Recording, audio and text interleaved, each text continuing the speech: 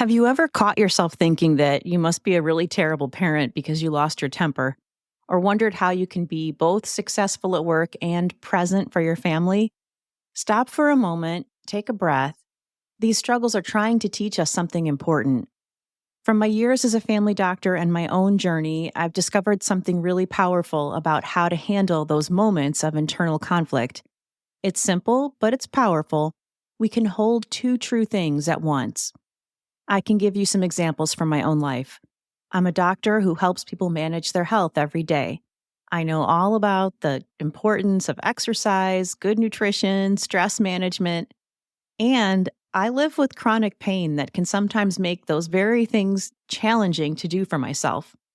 I teach my patients about work life balance, and sometimes I struggle to find that balance myself. Each of those true things exists simultaneously. One doesn't cancel the other out. There's something intriguing about how our brains work. We're actually wired to categorize things. That helps us think quickly and make fast decisions. It's a survival mechanism that evolved over thousands of years. Early humans needed to make quick decisions: friend or foe, safe or dangerous, edible or poisonous.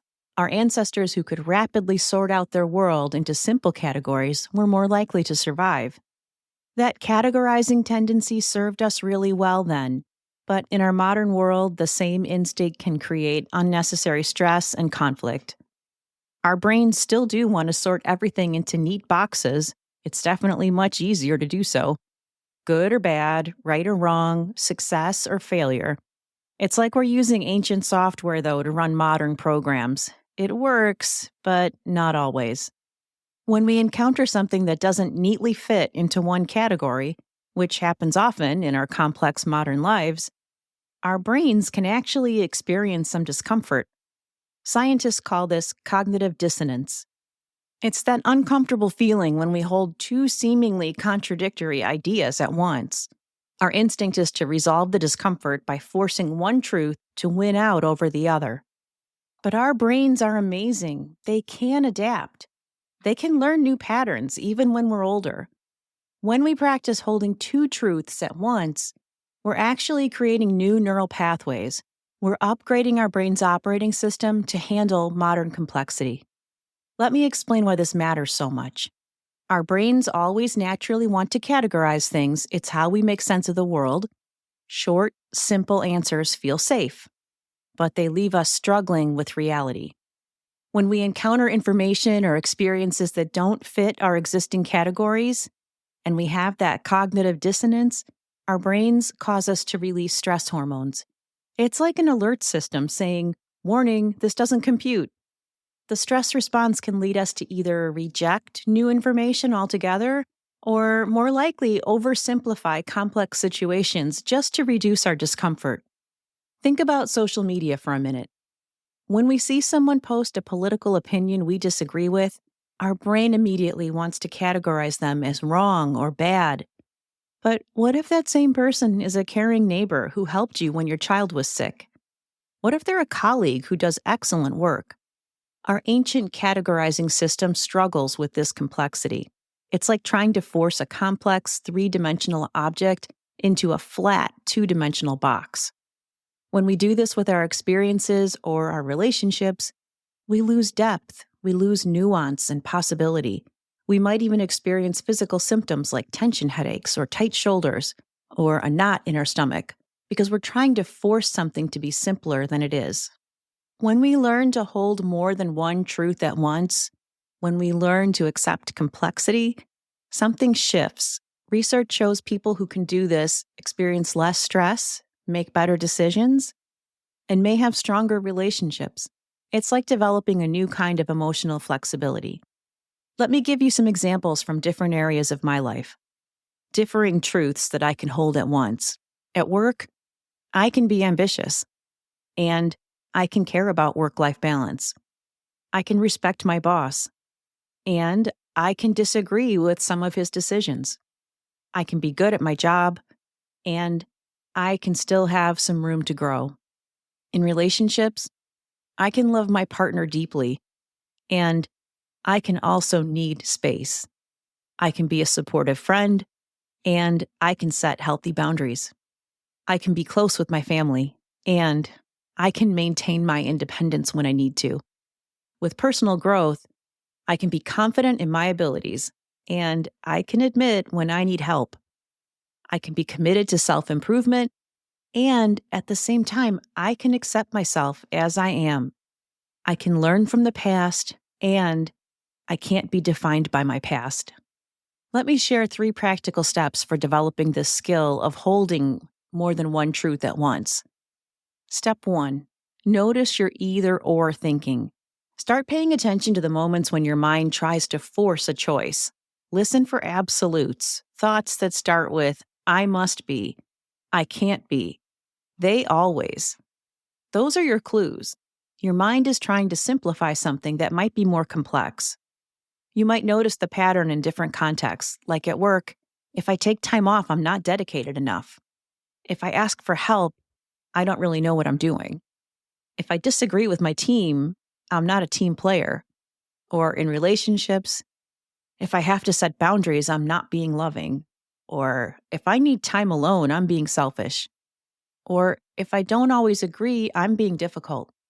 Or on social media, if they believe that, they must be wrong about everything. If they made that choice, they can't be smart. Or if they don't see things that way, we can't be friends. Step 2 is to write down your 2 true things. This is where things get interesting. When you notice that black and white thinking, try writing down both true things that could coexist. Watch what happens when you put them side by side. I need time to myself, and I'm a caring parent. I'm dedicated to my career, and I'm present for my family. I made a big mistake, and I'm good at my job. I disagree with their choice, and I can still respect them. I want to help my aging parents, and I need to maintain my own health. Or, I accept someone that's different than I am, and it makes me uncomfortable sometimes. Notice something powerful here? We're using and instead of but. That small change shifts everything. It creates space for both truths to breathe. Step 3 is to expand your view. Once you've identified your 2 true things, get curious, really curious. What else might be true here? What other layers exist? This is where you might discover insights that surprise you. Let me share some examples from different perspectives that I've found. As a doctor, I have extensive training, and I don't have all the answers. I want to help everyone, and I have limited time and energy. As the parent of kids, they push me away, and they still need me. I want to protect them, and I need to let them make mistakes. I get frustrated with them, and I'm proud of who they're becoming. In a team situation, a project can be successful and have room for improvement. A colleague can be challenging to work with and be very valuable to the team. These aren't contradictions. They're the complex reality of being human. When we recognize this and accept it, our relationships begin to transform. Let's look at how this approach shapes our most challenging relationships. Those situations where feelings are complex and there are no easy answers, like caring for aging parents, which a lot of us in midlife are doing. You might find yourself thinking you have to choose between being a good daughter or son and setting boundaries, between respecting independence and ensuring their safety. But listen to these paired truths. I love my mom deeply, and I sometimes feel overwhelmed by taking care of her. I want to honor my dad's independence, and I'm concerned about his safety. I'm doing my best to help, and I can't solve all their problems. I feel guilty about some decisions, and I know I'm making thoughtful choices. I miss how things used to be, and I'm adapting to our new reality. Each of these statements holds weight. Each deserves space. This understanding changes how we communicate, too. Instead of saying to a friend, I know it's hard to put your mom in assisted living, but it was the right choice, we can say something more like, I hear how hard this decision was, and I see how much thought you put into making the right choice. When we're talking with our own parents, it might sound like, Mom, I understand how much you want to stay in your own house, And I hear your concerns about managing the stairs. Or, Dad, I know you've always handled the finances, and it also makes sense to have some extra help now. Something shifts when we validate both truths. People feel seen, really seen. They don't need to defend either part of their experience because we're acknowledging that both exist, both matter. When you begin to integrate this into your life and really practice holding two or more true things at once, you're going to have some amazing results. Your self talk is going to soften those things that you say to yourself. Instead of that harsh inner critic, you start acknowledging the whole picture. I really messed up this morning and I'm trying my best. Simple words, profound shift. Your relationships grow stronger because you stop putting people in boxes. That teenager who's driving you crazy, they can be both pushing boundaries and staying connected to you. Your partner who dropped the ball on an important task, they can be both imperfect and deeply committed to your family. Even decision making becomes more clear. When you're not forcing yourself to choose between two valid perspectives, you start seeing solutions that you might have missed before. This is really helpful with those complex decisions, like caring for aging parents or balancing work and family. Here's something practical you can try. Each evening before you go to bed, write down two true things about your day. They might seem to conflict, but remember, both can be real.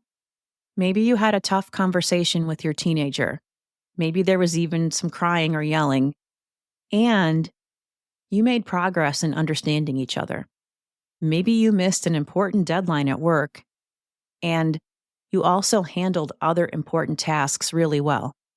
As you practice this, watch what unfolds. Notice how it feels to let both true things exist without trying to resolve them.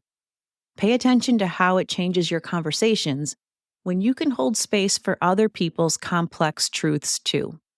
Remember, we're all walking around carrying multiple truths, whether we realize it or not. When we acknowledge that, we create space for real understanding of ourselves and others. And that's where genuine connection begins. And it's never too late to work on genuine connection. Thanks for listening. Keep exploring those paired truths. They have so much to teach us.